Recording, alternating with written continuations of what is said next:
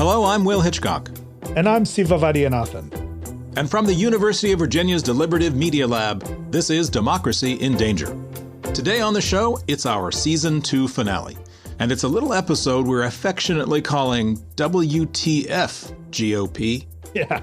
Will, when we started this project a year ago, we made it a point. This was not going to be a show about Democrats in danger. We weren't alarmed by run-of-the-mill conservatism or the idea of, Republicans winning elections. What did alarm us were the threats to self-governance and the rule of law. We were worried, we are worried about autocracy creeping in all over the world, even and especially in the United States.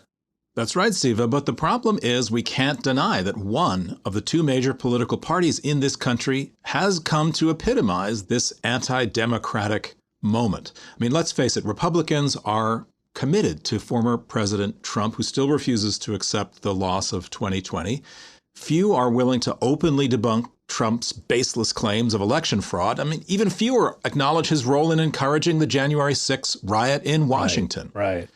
And Republicans are busy dismantling voting rights in states across the union, and they're hoping, I guess, to cling to power by picking voters where the voters aren't picking them. Yeah. According to the Brennan Center at New York University, this year alone, legislators in more than a dozen states have passed 22 laws restricting access to the polls. Yeah, and as our listeners know, I like to put things in historical context. And so I'm wondering, where does this all come from? How did these ideas gain traction in the first place? When did this shift to the conspiratorial and truth-doubting right really take place? And that was one reason that we caught up recently with our friend Nicole Hemmer, the very first guest we had on this show. The conservative movement since World War II had this thread running through it of anti-democratic politics. Now, Nikki's a columnist, the host and producer of her own various podcasts. She's a researcher at Columbia University and also a historian of the conservative media and the American right. And one of the things she told us is you have to distinguish conservative extremism from the Republican Party. They're not the same thing, even if their paths started to get tangled up a little bit in the 20th century. As Nikki said, the illiberal strain of conservatism was alive and well as far back as the days of President Eisenhower, although it remained mostly on the margins in right-leaning intellectual circles. For instance, William F. Buckley Jr. in 1957 writes a piece in National Review where he argues that in the South, the minority should rule. That democracy doesn't work there because, as he put it, white people were the superior race. And if they weren't superior in numbers, well, they should rule anyway. I think actually what is wrong in Mississippi, sir, is not that not enough Negroes are voting, but that too many white people are voting. That's Buckley a few years after writing, quote, "Why the South Must Prevail," squaring off in a famous debate with the writer James Baldwin. Buckley was answering a question about whether more black Southerners should be allowed to vote. Not that they vote, but that they be prepared to vote. What are we going to do with the Negroes? He made no effort to hide the elitism and the racism at the core of his beliefs. It is much more complicated, sir, than simply the question of giving them the vote. If I were myself a constituent of the community of Mississippi at this moment, what I would do is vote to lift the standards of the vote so as to disqualify 65% of the white people who are presently voting. As it happens, Buckley's own perspective on the race problem, as they said in those days, would actually come to soften over time. At the same time, those anti-democratic ideals he espoused grew in the Republican mainstream. They helped the GOP peel off Dixiecrats who were dissatisfied with their own party's support of civil rights. And let's not forget about Goldwater. This is another good friend of ours, Larry Sabato, who joined us in that conversation with Nikki. Larry is a political scientist and pollster here at the University of Virginia, and he reminded us that Barry Goldwater, the Arizona senator, took up the far-right cause and made it palatable. Extremism in the defense of liberty is no vice. he convinced the GOP to let him carry the flag in the 1964 presidential contest against Lyndon Johnson. In the pursuit of justice is no virtue. We got a glimpse of the future in 1964 when the right wing took over the Republican Party in nominating Goldwater and then in experiencing a massive defeat. I think that was a turning point for some Republicans in losing faith in democracy and starting to look at other alternatives. Now, it would take a long time for this hostility to pluralism and democracy to build up in the GOP. After all, as Nikki recalled, Ronald Reagan swept into office with mass appeal in the early 1980s. The heart of America is strong. You had this moment of kind of Republican Democratic triumphalism, right? He was winning in these huge majorities. It was the height of the Cold War, and democracy was the watchword for foreign policy. People everywhere hunger for peace and a better life. The tide of the future is a freedom tide, and our struggle for democracy cannot and will not be denied. And yet, by the 1990s, as the Cold War ends, as Reagan's legacy begins to fade, that democratic pessimism starts to reemerge in the party, and it just grows stronger over the next 30 years. But I am not going to absolve Donald Trump of having supercharged this war against democracy. Again, Larry Sabato. He is the key factor here. I think Donald Trump opened the door to the most extreme parts of the Republican Party. He legitimized them. He encouraged them to move off the democracy track almost entirely. He gave them hope. And this occurred as early as 2016. That I will totally accept the results of this great and historic presidential election if I win. 2020 wasn't unique. He was attacking the election process when he won. That was the tip-off to what was going to happen when he lost. Well, we now know what would happen when he lost. From last November through January, Trump and his lawyers tried to overturn Joe Biden's victory. And when those efforts failed, Donald J. Trump all but pleaded for an insurrection at the U.S. Capitol. Right here, we're going to walk down to the Capitol. But you know, Will, one of the more disturbing things about this episode in American politics has been the almost puritanical purging of the GOP's ranks, of anyone who dares to question Donald Trump's lies. I mean, we just saw how Congresswoman Liz Cheney of Wyoming, an extreme conservative, was pushed out of her leadership role in the U.S. House after vocally criticizing the former president. Oh, yeah. The blacklist even includes elder statesmen, the former presidential nominees, Mitt Romney, who voted to impeach Trump, and the late Senator John McCain. Larry Sabato told us that as many as 30 state chapters of the Republican Party have been taken over by Trumpism. And as Nicole Hemmer put it, this is where the history has landed us. One of the qualifications now for being a Republican is that you have to fully embrace Donald Trump and all of his assorted conspiracies. And that doesn't leave any space for an embrace of democracy because Trump so thoroughly rejects it. I do think that there's something deeper there than just Donald Trump, but Donald Trump then metastasized it and made it not just space in the Republican Party to be anti-democratic, but making it necessary as a condition of membership. We're going to come back to that conversation with Larry and Nikki in just a few minutes, but first we wanted to check in with one of those Republicans who has gone out on a limb to reject Trump's cult of personality. Barbara, are you there? I am here. Good to be with you. Barbara, could you just tell our listeners who you are?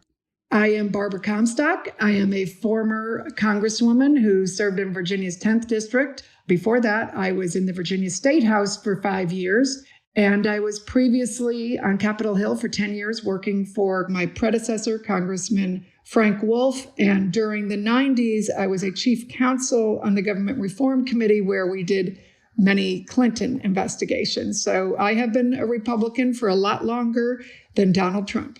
Well, Barbara, you wrote recently a really striking op-ed. It didn't pull any punches. It appeared in the New York Times last week, and you called Donald Trump, quote, the patron saint of sore losers. You call in that article, you call on your fellow Republicans to support a full investigation of the events of January 6th.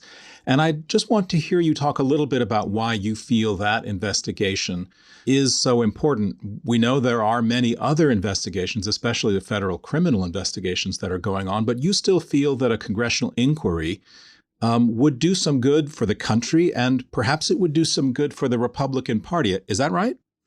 Yes. And in fact, even though you certainly see many Republicans want to move on and say, let's move on from January 6th. But the problem is Donald Trump is not moving on from November 3rd.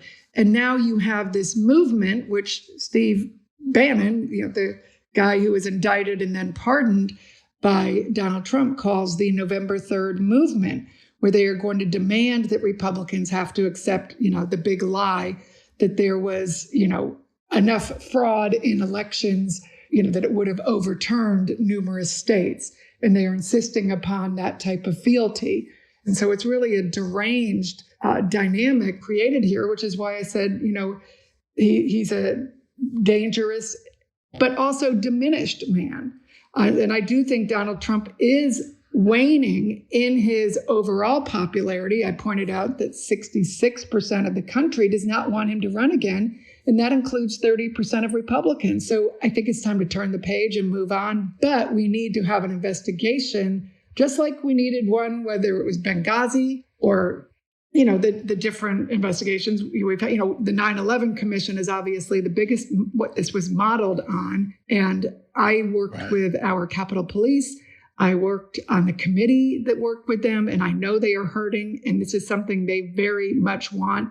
And I think we owe it to them, but also to the country and to history. Well, it's clear now that the Republican leadership does not want to investigate anything about the Trump era, whether it was January 6th or the recent announcement that the Justice Department had been rifling through Democrats' phone records. And I'm wondering, does this kind of obstruction of fact-finding make you feel like there's no place left in the Republican Party for you or for a sense of accountability? No, because I think that's why, I'm working with, Adam Kinzinger, with Liz Cheney, with, Mitt Romney, people like Ben Sasse, who I think are more the future of the party. Bill Cassidy from Louisiana, I think, is very courageous on saying this. And what he pointed out, he said, listen, there's going to be an investigation either way. Why not have it be something that's trusted and bipartisan? But I don't understand why Democrats haven't already started doing this. They should just turn around and get phone records from Donald Trump, from Trump Jr., from Ivanka, from Mark Meadows, from all the people who were involved in this lead up to January 6th, and get the texts and the emails organizing this event, and that will tell the story. I would have been sending out subpoenas for those on January 7th if I was in my previous role as chief counsel on the Government Reform Committee. So are you confident that there is enough growing strength in the Republican Party to put forth that culture of accountability? Well, I think the Democrats are going to have to get out there and do it. They're all outraged now about their own phone records. I wish they would be more outraged about the Capitol Police, who were beaten. We're a 50-50 country. So whichever party is in power, the best thing to do is let's find those 6 things that 60% of Americans agree on and work together and get those things done. And don't try and force things that don't have the support of a large majority of Americans, because that's what kind of causes a lot of this, outrage politics. Our speaker was, he did not, he would not let the far right wing really try and push things or drag it over someplace where he knew the state wasn't at. And I think we need to get back to governing that way. And that's why I'm happy people like Susan Collins are there and Lisa Murkowski, people I worked to get elected, and Mitt Romney. And now you look at the the gang of 10 who are trying to get an infrastructure bill done. That's where we need to focus our efforts. People who actually who don't want to just be on TV and be Kardashians. And you have that on the left and the right. People who are never going to pass bills. So, Barbara, if I may, I'd like to talk a bit about your time in the House, right? You won your House seat in Virginia's 10th Congressional District in 2014 after Representative Wolf retired, and you held on to that seat until the 2018 midterms, until the so-called blue wave of that year. So what happened in America that year? What happened in your district that ultimately took you out of the House?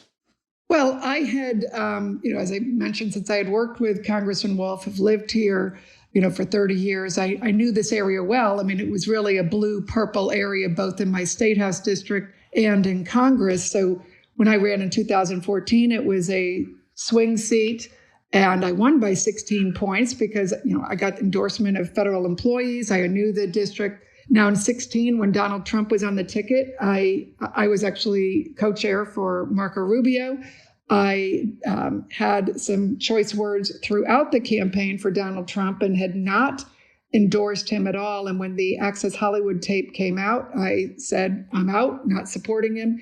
And then I did win by 6 points that year, while Donald Trump lost my district by 12 points. And then in 18, obviously, after the reality of Donald Trump came into office and, was regularly attacking people in my district as the swamp and just sort of all the ugliness. I have a very diverse district, which is, I think what the country will look like in the future. I enjoyed working in a diverse district, but it obviously reacted very strongly against Donald Trump. And when a leader, whether it's Obama or Trump, try and pull it far away from that, I think the country responds. Barbara, as a Republican congresswoman from Northern Virginia, you were both critical of Donald Trump when he ran for president and indeed while he was in office. On the other hand, you did vote to support his agenda pretty consistently. I think 98% support for the president. How much did that have to do with the way your district flipped? Did they turn against Trump, or maybe did they think that you were too closely aligned with him? Well, I think those numbers were always sort of misguided in the sense that the centrist Republicans had higher numbers because it wasn't a Trump agenda. It was the Republican Congress passing bills that then Trump signed. So bills like keeping the government open that the Freedom Caucus opposed, I supported. So a lot of the Trump so-called agenda that people didn't like were the things that he said, the things that didn't pass, the things that didn't get anywhere. But it was also, the 2018 was a rejection of him personally, which I think is why you saw, in the swing districts and the suburban districts, we were kind of wiped out in 2018. I think we all agree that Donald Trump is a different kind of politician, almost an anti-ideologue. He's not a classic American conservative, yet he is explicitly anti-democratic, small d. And so, but now we have a situation where the Republican Party is his, right? I mean, he is the cult figure. So I'm wondering, what is the prospect for recovery, for making the Republican Party Ronald Reagan's party again, or for that matter, Barbara Comstock's party again, and not Donald Trump's party? Have the values of the party so warped under Donald Trump that it is unsavable? No, I think things can turn around fairly quickly. And I look at things like the CPAC, the conservative conference that they had back in February or March, where they did a poll about who they wanted to be the nominee in 2024. Now, mind you, this was Trump's own pollster at his basically family gathering, because it was a very Trump, they had a golden Trump statue there. So it was a very Trump-friendly audience. And he only got 55% of the vote. Now, if you can, imagine if you have a family gathering and say, hey, do you guys like me? And only 55% say yes, you've got a pretty big problem. So I think even those who maybe liked him or liked his policies realize he's not the future. Well, Barbara Comstock, thank you so much for joining us today. Good to be with you.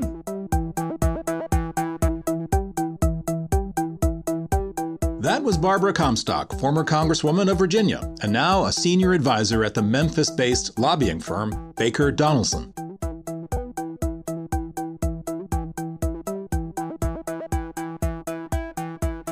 Will, the former Congresswoman exemplified the transition that Larry and Nikki discussed when we talked to them about the historical process, right? The radicalization of the Republican Party, right? Barbara Comstock is a classic Republican. She's also really optimistic. She seems to think that she and the handful of people in power who think like she does and stand up to Donald Trump are the future of the party. And I think, we really have to face the fact that classic Republicans are few in number and almost completely out of power. Well, Siva, thinking back to that conversation we had with Nikki and Larry, I have to say they were a lot less optimistic than Barbara about the prospects for the Republican Party. So why don't we play the rest of it, and let's pick up where you were asking Larry about how Trump first managed to defeat a really big field of Republican presidential contenders. Larry, when you look at the process of selecting a Republican nominee in 2016, what do you see? How was 2016 so different? Why didn't we have Marco Rubio as the standard bearer of the Republican Party in 2016? Partly circumstance and accident. There were 17 Republican candidates, the highest number ever in the modern period, actually for either party. Democrats exceeded it in 2020. And because the vote was split so many different ways, Donald Trump, during the competitive part of the primaries and caucuses, only accumulated 38% of the vote. Now, 38% is a lot of votes, and it's incredible to think he got that many votes. But that means 62% of Republicans didn't buy into Trump's approach, didn't like his flouting of the rules. And yet, because we didn't have a ranked choice voting, for example, ranked choice voting is not perfect. There are lots of problems with it, but it actually probably would have prevented Donald Trump from becoming the Republican nominee. So that's why I say part of it was happenstance, that 17 Republicans decided, mainly because Obama had been in for 8 years, and the recent American tradition is that we change parties every 8 years, and they smelled the presidency correctly, as it turned out, but that enabled Donald Trump to get the nomination. This is really concerning because they've gotten stronger and stronger, and these factions now dominate in many of our key states, even ones that lean Democratic. Because of gerrymandering, they run the state legislatures. Right. Nikki, I wonder if we're not kind of reverting back to our true selves as a country. I hate to think of it this way, but let's remember the country started as a slave-owning republic. Even after the Civil War, it perpetuated Jim Crow for a century. We denied women the right to vote for 150 years after the founding of the country. The Constitution doesn't even mention democracy. I mean, we haven't been a democracy in our history really until the 1960s. So a relatively short period of our national history has been really fully functioning democracy. Are we reverting to the norm with Trump and with our current crises? Do you think we have the capacity to kind of reach escape velocity and continue to perfect this democracy? Yeah, I mean, there's a lot of reason to be pessimistic. I mean, we've lived through periods of democratic contraction or backsliding before. It is definitely the case that America, I'm not even sure after 1965, has fully embodied the kind of liberal democracy that we imagine. And so I would say that I feel hopeful in the sense that there is a real emphasis right now on democracy. One of the things that you see in Joe Biden's speeches is that he is very committed to putting democracy and a debate about democracy at the center of his presidency. So in his inauguration speech, he used the word democracy more than any other presidential inauguration in history. He recently gave the speech on Memorial Day where he laid out what he saw as an ideal democracy in the United States. He talked about the infrastructure of democracy because Joe Biden loves infrastructure. So I feel hope in the sense that that kind of almost theoretical or philosophical talk about democracy coming from the president suggests that there is some space for us to tackle a big question like that. All of that hope now released, let me say that I feel super pessimistic about us getting there anytime soon, because there is this real moment of democratic retrenchment that we're seeing at the state level. There's much more danger ahead, I think, than hope. But I think that we have to hold on to those places where people are willing to be imaginative when they think about what's next. And I think that gets to your question. Democracy in the United States has always been imperfectly practiced. And that means that we should allow ourselves to imagine more capaciously what it might look like, because the older models never really functioned as a purely liberal democracy in a multiracial society dedicated to justice and equality.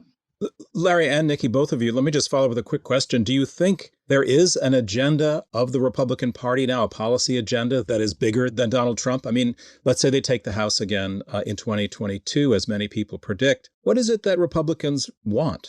What would they like to accomplish? Or is that now just a naive question? I don't think it's a naive question, but I do think it's a difficult one to answer. Remember that in the 2020 election, when the Republican Party had a chance to outline its platform, it passed a platform that was basically like whatever Donald Trump says. And that's the way that it's holding its coalition together right now. There certainly are things like continuing to try to lower taxes, where they can come together as a party, but as a sort of vision for the country that an agenda or a platform represents, that was upended by the Trump presidency, and they haven't figured out a way to knit it back together. So now it is a party that is held together as much by Donald Trump and by affective claims than it is by public policy. Mm-hmm. Larry, you saw that Paul Ryan speech recently in which he kind of tried to say, hey, Reagan Republicanism, that's where we should be going. Is there still an appetite in the Republican Party for that? Or does that feel like kind of, lukewarm oatmeal to the Trump Republicans? There is absolutely an appetite for that among 25 to 30% of the Republican rank and file. Now, the other, 70 to 75%, good luck trying to convince them. They have been weaned away from, I can't say moderate conservative Reaganism, because it wasn't moderate conservatism, but they've been weaned away from that. And they have had rich red meat, bloody red meat, since Donald Trump came down those escalator stairs and started talking about immigration and the other issues that he based his 2016 campaign on. They're not moving. And the Republican Party has been shrinking. The base of it, the moderate, I would call the moderate, I'd say moderate conservative to mainstream conservative Republicans have been moving away from the Republican Party entirely. So it's easier for a Trump-like character or Trump himself to win the presidential nomination the next time. Larry, I got to shout out to your crystal ball moniker. You're known for forecasting, but based on data. Let me just throw this out there and see what you think. If Donald Trump just suddenly, disappeared, vanished in a puff of smoke, what would the Republican Party do? Where would it fall back to? Is Trumpism a kind of, as you said, this red meat of nativism and immigration and so on? Is Trumpism now hardwired into the GOP? Can it replicate itself? Can it sustain itself? I know there are many people in the party who would like to be the second coming of Donald Trump. Or do you think his, charisma, his characteristics were just unique and no one could really copy that? Like without Trump, the Republican Party might just kind of collapse. How do you see a post-Trump Republican Party? I think that Republican Party will never return to the Republican Party that we knew under Reagan or certainly the Bushes. Trump may be gone, but his DNA has fundamentally changed the nature of the Republican Party. There's now a checklist of issues, and you can nominate someone who at least appears to be more moderate, like the man chosen by the Republicans to be the gubernatorial nominee in this year's election in Virginia. But he checked all the boxes. He said all the right things. He loves Donald Trump, or so he professed. And Donald Trump rewarded him with an immediate and enthusiastic endorsement. So he's stuck. He's running in a state that voted against Trump by 10 full percentage points. And he's adopted the Trump persona, even though in some ways he's not Trump at all.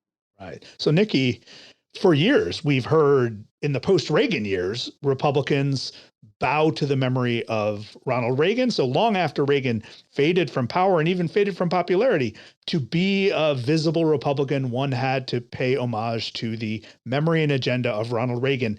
Do you see a Republican Party going forward where Donald Trump plays that same role? Oh, that's a great question. Because, even in Reagan's case, the thing that was being paid homage to was almost mythical, right? Reagan became very malleable and would be whoever the person needed him to be in order to fit their campaign. In the case of Donald Trump, I think it's somewhat different because it's not just about like Reagan and his personality and attaching yourself to his popularity. There is a kind of personal loyalty that Donald Trump demands that just creates a different dynamic. So yes, he might continue to be a totem in the party, although you could imagine once Donald Trump has shuffled off this mortal coil that, he's not there to beat you up anymore. Maybe you don't need to tip your hat to him every time that you speak. But he has, I think, as Larry was saying, fundamentally changed the DNA of the party. So even if 20 years from now, Republicans don't find themselves having to bow before Donald Trump or Donald Trump's legacy, the ways that he has changed the party, I think, will continue on. I think it will look different, though, from Reagan because they play a different role in relationship to the party. Reagan represented, in some ways, an ideology, and Donald Trump represents an identity. And those are two very different things. Well, Reagan also had like major chords playing in the background of his theme music. He was a winner. He was triumphant. He made you think wonderful, positive things about America, its past and its future. Donald Trump has never really won, right? He's a multiple failure, and he's not led the Republican Party to glory or power the way Reagan did in 2 consecutive elections and much more and much longer. Actually, 3 consecutive elections, right? So there is a different story and memory there in terms of what the party gets out of each of these 2 leaders. Reagan was about winning, right? Hey, Siva, you just brought up a very important point. I hadn't thought of it this way. The Republicans love what Donald Trump stands for. They love what he said and how he said it. And yet he lost by 3 million votes in 2016 and 7 million votes in 2020. And instead of concluding that we need to change our message and do better to start winning more Americans again, Republicans have concluded that in order to keep what they like about Donald Trump, we need to change the electorate. And what do they mean by changing the electorate? Disfranchising millions of people. That's what they mean by changing the electorate.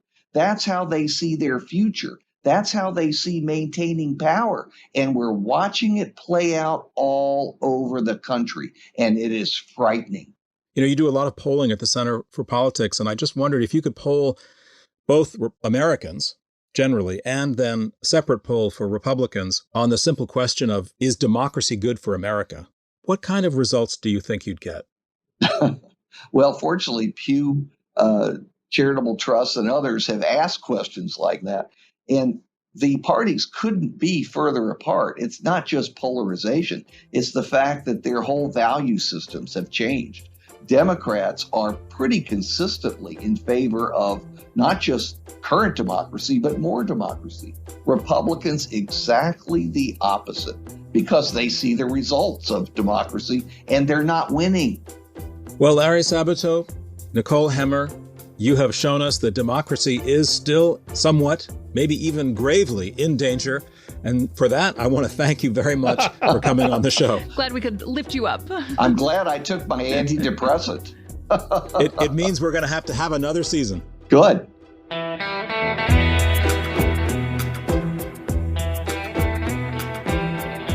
That was Larry Sabato, political scientist, pollster, and beloved teacher. He's the director of the Center for Politics right here at the University of Virginia. We also spoke with Nicole Hemmer, Associate Research Scholar with the Obama Presidency Oral History Project at Columbia University. She's a political historian who specializes in the media and the far right. And she's the author of Messengers of the Right, Conservative Media and the Transformation of American Politics.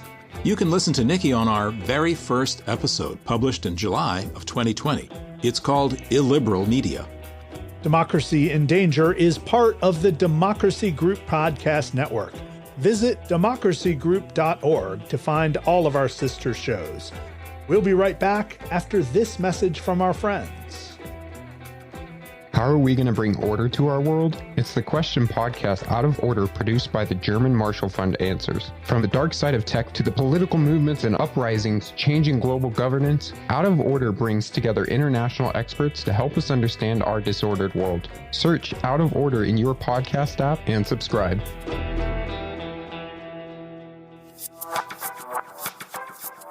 Well, our conversation with Barbara Comstock, with Nikki Hemmer, with Larry Sabato really brings me back to so much of what inspired us to do this podcast in the first place. You know, you and I had been talking for some time about all of these different strains of illiberalism, these direct, overt threats to the practice of democracy, to democratic norms and values. And of course, you know, we saw it so directly here in the United States during the reign of Donald Trump.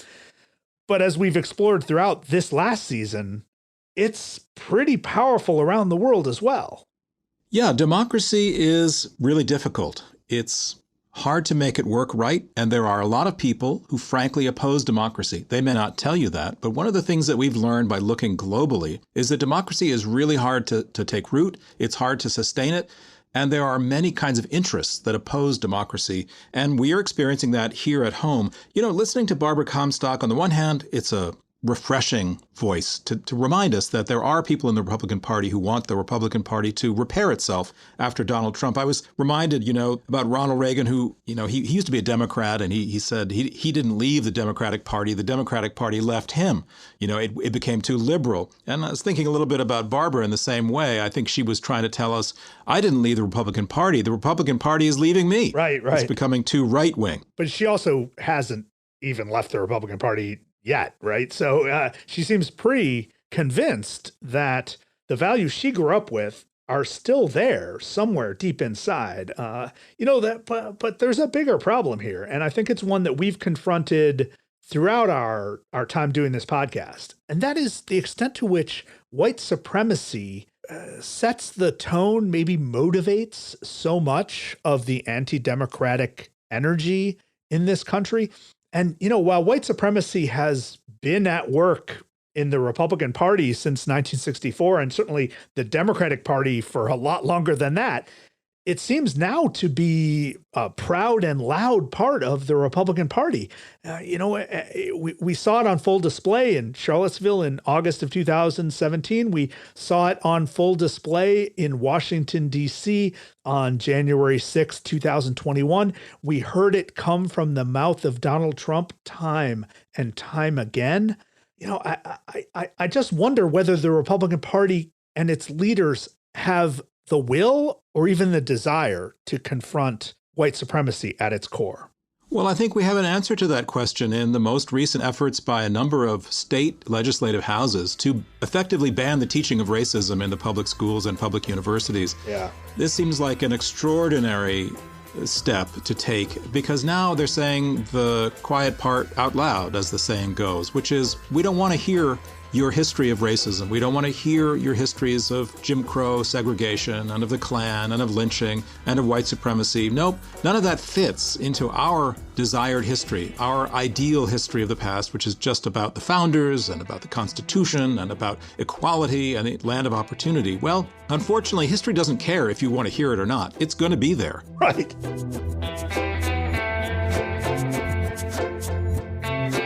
Well, everybody, that does it for this episode and for season 2 of Democracy in Danger. We are going to take a break over the summer, but please be on the lookout for new shows and some new narrative series coming in the fall.